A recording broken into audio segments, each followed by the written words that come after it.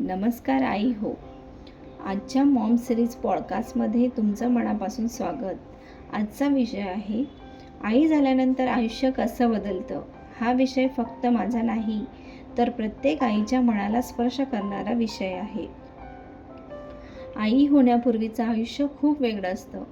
आपण आपल्या आवडीच्या गोष्टी करतो, मित्रमैत्रिणींसोबत वेळ घालवतो, कुठेही जायचं ठरवलं की लगेच निघून जातो. स्वतःसाठी वेळ असतो, स्वतःची स्वप्न असतात आणि खरं सांगायचं तर आपल्याला वाटतं की हेच आयुष्य कायम असणार आहे.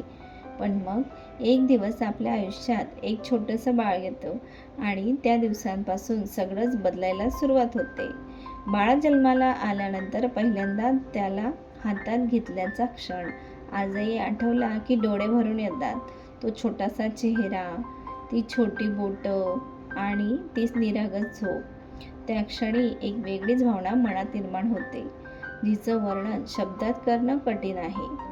आई झाल्यानंतर आपली ओळख बदलते.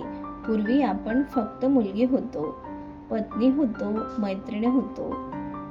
पण आता आपण आई झालेलो आहोत आणि या एका शब्दात खूप मोठी जबाबदारी दडलेली असते. बाळ आल्यानंतर सर्वात जास्त बदलतो तो म्हणजे वेळ.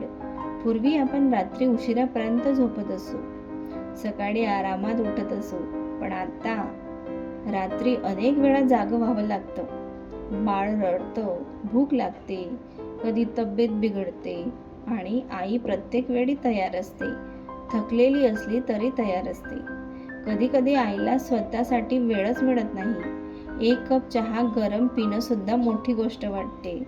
जेवण अर्धवट राहतं, झोप पूर्ण होत नाही, पण तरीही बाळाच्या एका हसण्याने सगळा थकवा निघून जातो. आई झाल्यानंतर भावना देखील बदलतात. पूर्वी स्वतःची काळजी जास्त वाटायची, आता मात्र बाळ शिंकले तरी काळजी वाटते.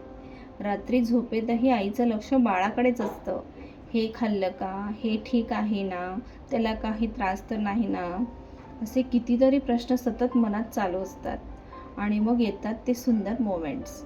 बाळ पहिल्यांदा हसतं, पहिल्यांदा पलटी घेतं, पहिल्यांदा बसतं, पहिल्यांदा चालतं. प्रत्येक माईलस्टोन आईसाठी एक सण असतो. मला वाटतं आई आणि बाळाचं नातं जगातलं सर्वात सुंदर आहे, कारण त्या नात्यात अपेक्षा नसतात, फक्त प्रेम असतं, निस्वार्थ प्रेम. पण इथे एक गोष्ट प्रत्येक आईने लक्षात ठेवली पाहिजे. आई होणं म्हणजे स्वतःला विसरणं नाही, स्वतःची काळजी घेणंही तितकंच महत्त्वाचं आहे. तुम्ही आनंदी असाल तर तुमचं बाळही आनंदी असेल. आणि शेवटी जर तुम्ही कधी स्वतःला विचारत असाल, मी चांगली आई आहे का, तर उत्तर आहे हो. कारण जी आई हा प्रश्न स्वतःला विचारते ती आधीच तिच्या बाळासाठी सर्वोत्तम प्रयत्न करत असते. परफेक्ट आई कोणीच नसते, पण प्रेम करणारी आई पुरेशी असते.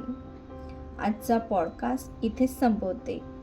जर हा पॉडकास्ट तुमच्या मनाला स्पर्श करून गेला असेल तर कमेंटमध्ये नक्की सांगा. पुन्हा भेटू एका नवीन मॉम टॉक पॉडकास्टमध्ये. तोपर्यंत स्वतःची आणि तुमच्या छोट्या बाळाची काळजी घ्या. धन्यवाद. थँक्यू.